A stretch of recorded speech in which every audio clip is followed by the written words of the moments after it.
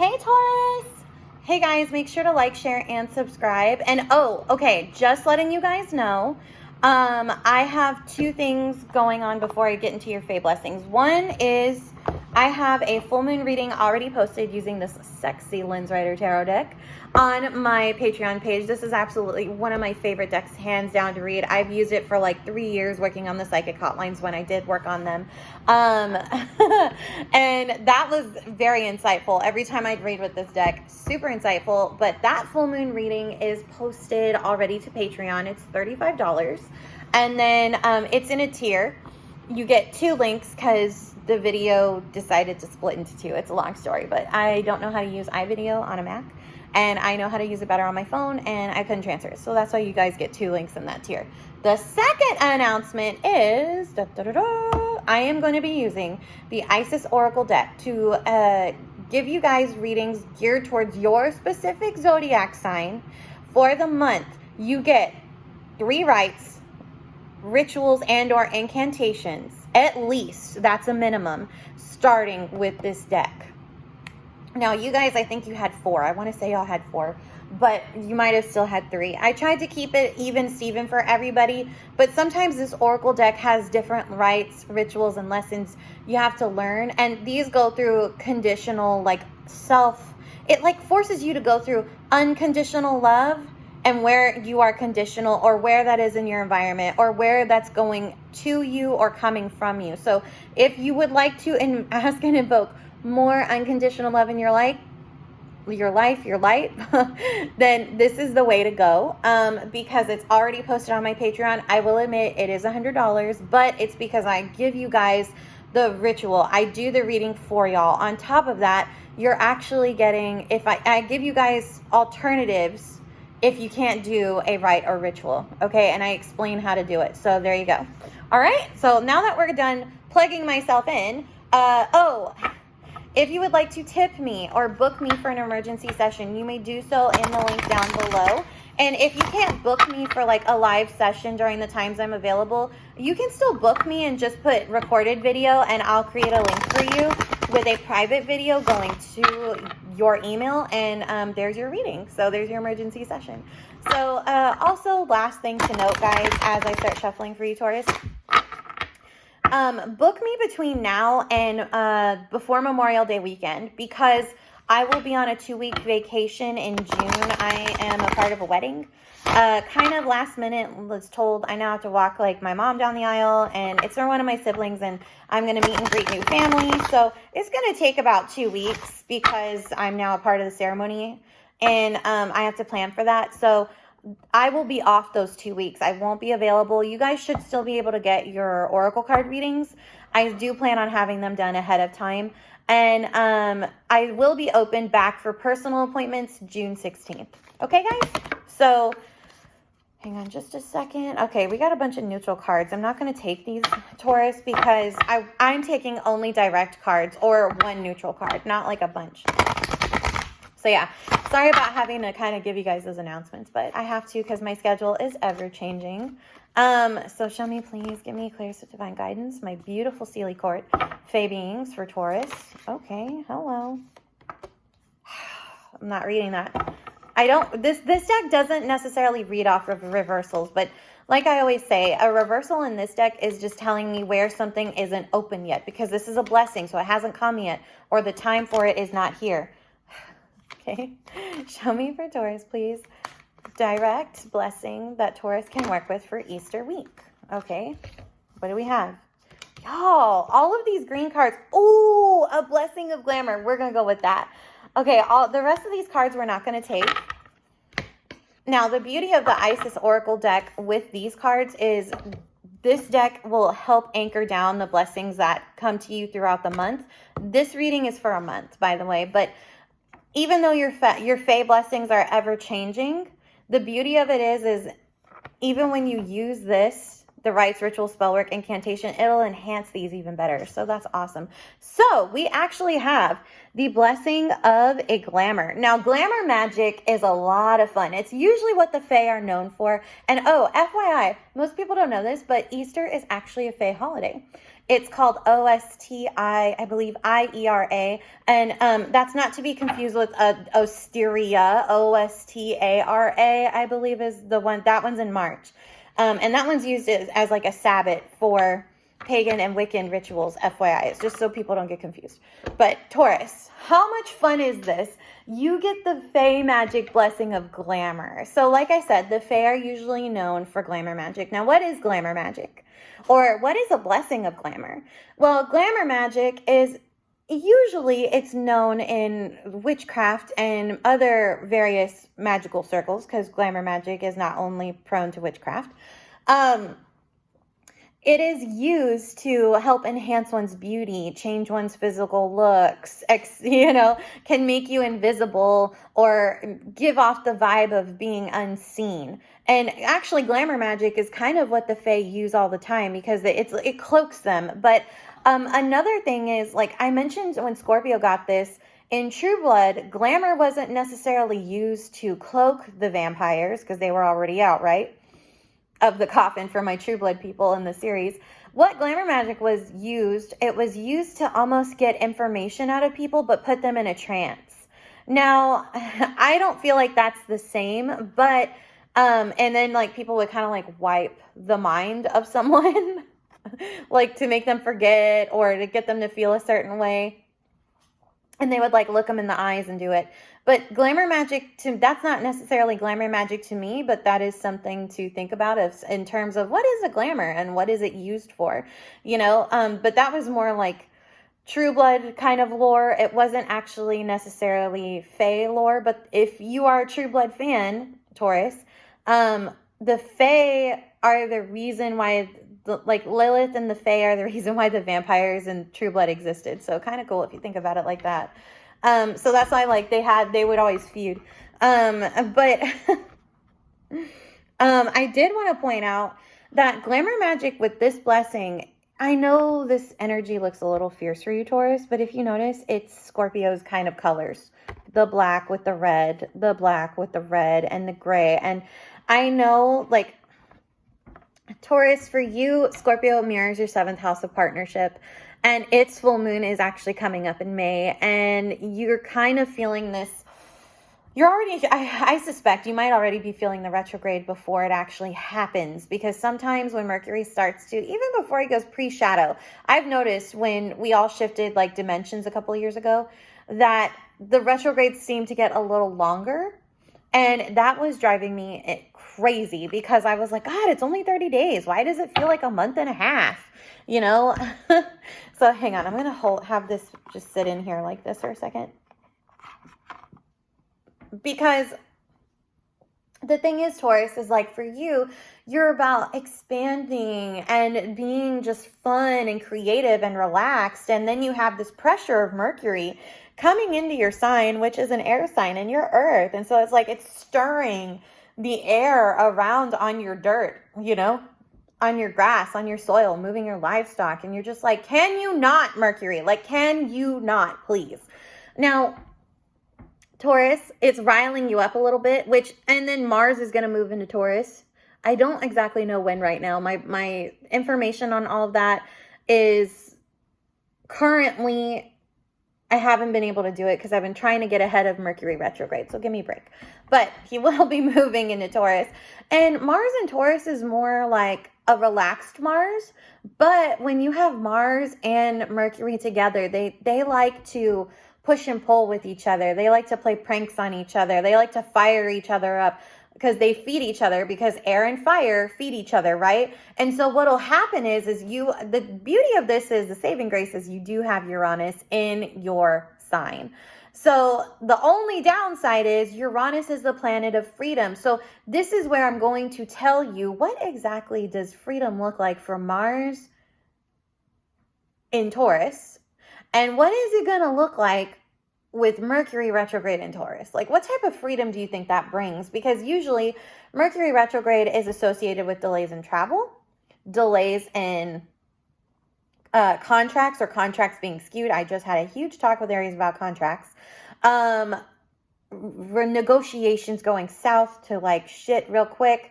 I've seen it where it's like basically I always tell people, anytime you try to build something with a Mercury retrograde, it's like building a house on sand. Like, let's be honest, it's like, or a house of cards.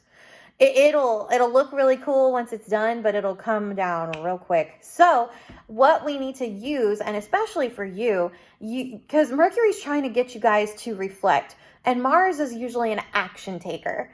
The problem is Mars is in a relaxed position in Taurus, and Mercury is going to sit there and add fuel to his fire the whole time, while Uranus, who is also an air sign energy, he's more cold. But he's not just a planet of freedom. He's also like Father Time. So this is where Father Time is like going to make you, within your sun sign, you're still going to be able to celebrate your birthday. But it's like the sun in Taurus is more or less, it's always busy. We have to think of that time of the year. In the States, it's Mother's Day, graduation for high school and college.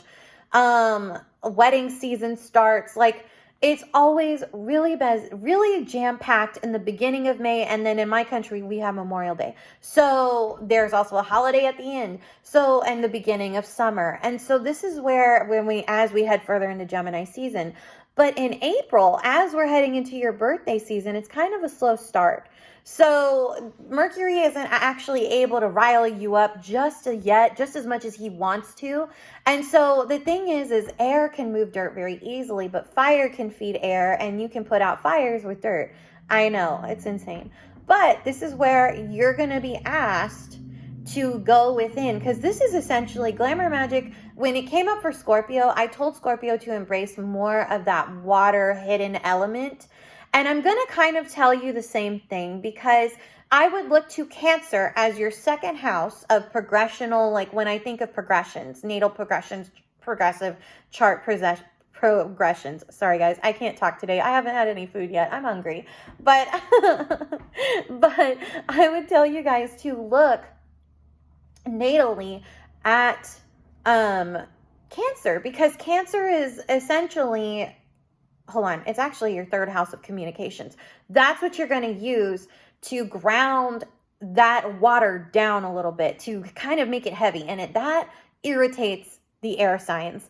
But it is your saving grace, because when you go more into this motherly, nurturing energy, that you are the first nurture motherly or Mother Earth sign, and you use it in terms of Mother Water energy, it's going to take the negative effects of Mercury retrograde, and you will be able to twist that energy and not bend it to your will necessarily, but you'll be able to kind of halt it a little bit.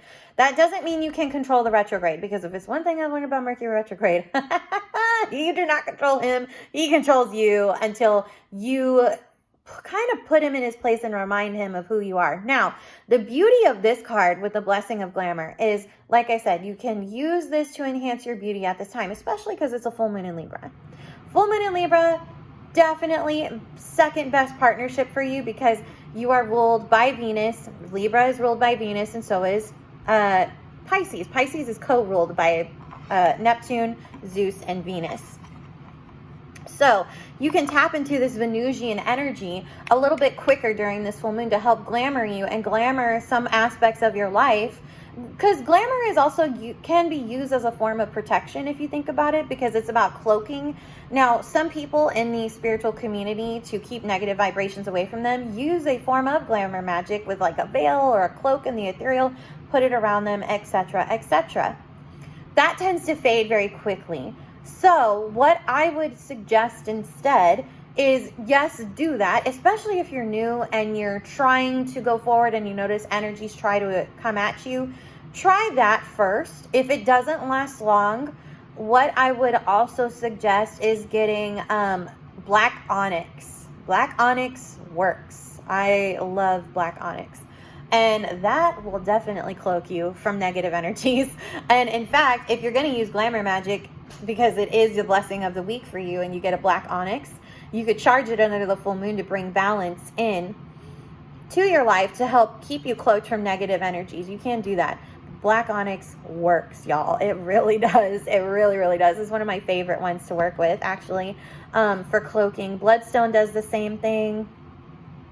There are a couple of crystals that help block from not only dark energies, but magical attacks that are, It's basically like crystal psychic defense, counter, defense. Okay, magic without like going the dark side, without going Darth Vader or you know what I'm talking about? Like without going that. It's more like if you like Star Wars, kind of like I wouldn't say Obi-Wan either. It's just a different type of energy that all I know is basically like what it does and what it is known to do. But there are various others. There are herbs that I've worked with. Thyme is great for repelling negative energies.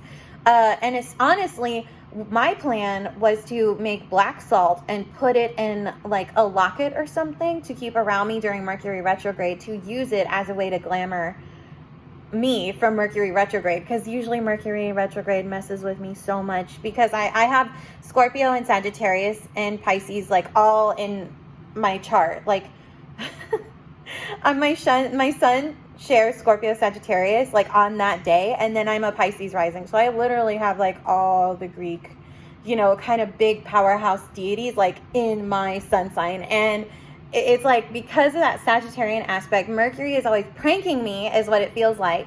Now for you, it may not feel like prankster energy as far as like the pranks. It might not, like on a cosmic level for me it does, but I'm like, that's still not funny. But for you, it's just gonna be, yeah, Mercury, you're a jerk, you're not being funny. But you have to understand, we have to look at Mercury from his Homeric hymn, his divine attributes. And he has purpose. I mean, he does things with purpose.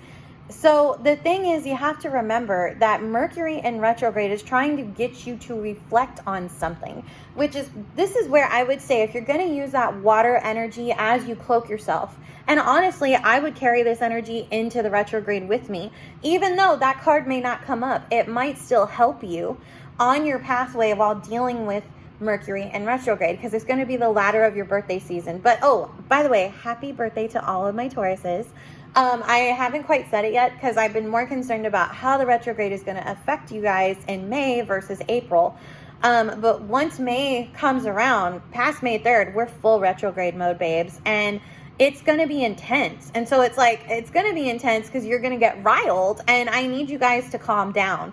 Like, I'm going to need y'all to calm down. And the best way to do that is, sometimes what the Fae do is they use glamour to go into other dimensions or to cloak themselves from our dimension, because if we see them, we get scared of them, or, it causes problems. So the beauty of this is you can not only use it to enhance your beauty, but you can use it to probably cloak yourself from Mercury retrograde or minimize its effects, which I've never suggested before, but I'm actually planning on doing that this time. I'm going to see if it works. If it does, I'll let y'all know. And if it doesn't, the other thing is I want y'all to use Uranus to expand on these divine feminine aspects of yourself, of your totem, of the bull. Because the thing is you guys have so much symbology in tarot and oracle cards. And even with the Mother Isis, I mean, she wears like several different garb. Usually here she's wearing a snake kind of crown, but sometimes she's known to wear a crescent moon, which can be used to indicate Taurus energy for the bull and moon goddess energy. And I did recently see Moon Knight, and I actually looked up the deity that is a part of Moon Knight on Disney Plus. He's a real deity, guys. He's a male defender, protector energy. So if you feel like you kind of need that around that time, you can ask that energy to come in, but I would tell you, before you ask, you need to know what exactly you're asking for, okay? So other than that, that's why I'm saying try cloaking first. Before we do anything, try cloaking, try shifting, because this is also a form of shape-shifting too. So, which some people, I don't know if most people view shape-shifting as negative. I view it as, it's a part of animal totem magic. I actually I am a very diverse individual. I come from the backgrounds of Italian, Greco-Roman, Irish, Viking, apparently Icelandic Viking, Inca, and Slavic. So animal totems are just a part of what comes with my heritage with shamanism. So the thing is that's why I'm saying shape-shifting isn't always negative.